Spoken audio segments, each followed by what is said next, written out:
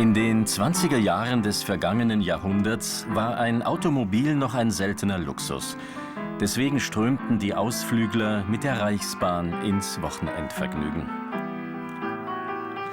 Ein besonderer Besuchermagnet, die Walpurgiskirchweih auf dem Walberla, dem Walpurgisberg oberhalb von Kirch-Ehrenbach.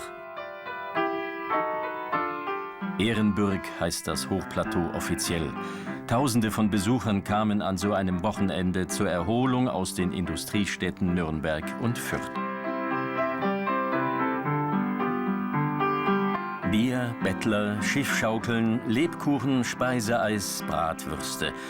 Was dem Kameramann Hans Burger vor die Optik kommt, wird festgehalten. Burger ist eigentlich Fotograf des Nürnberger Verkehrsmuseums. Als die Bilder laufen lernten, geht er mit der Zeit und er lernt die moderne Technik.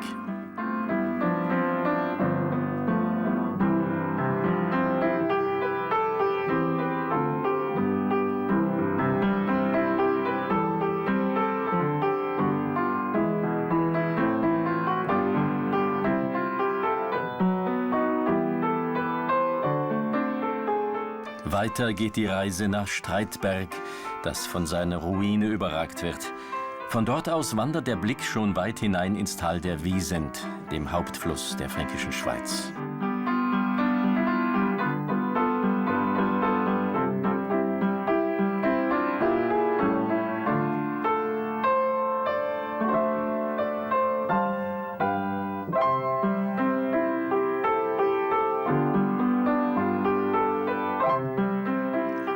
Auf der anderen Seite der Bahngleise grüßt die Ruine Neideck.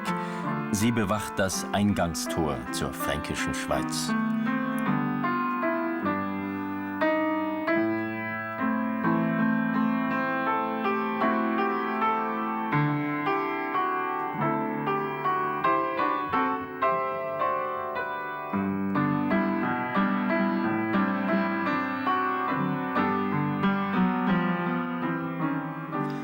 Auf dem Streitberg befindet sich eine Jugendherberge, die oft von Wandergruppen besucht wird.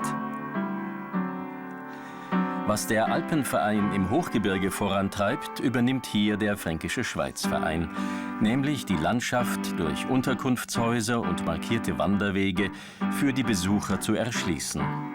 Gezielte Vereinsarbeit führt Buben und Mädchen, junge Männer und Frauen in die Natur, um ihnen deren Schönheiten vor Augen zu führen, um sie zu begeistern für den Erholungsraum vor der Haustür.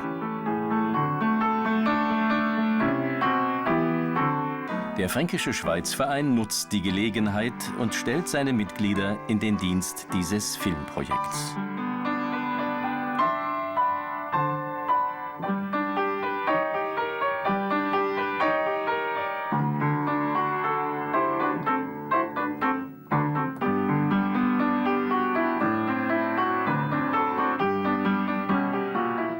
Der Film verspricht eine noch größere Bekanntheit für dieses kleine Gebirgsland zwischen Nürnberg, Bamberg und Bayreuth.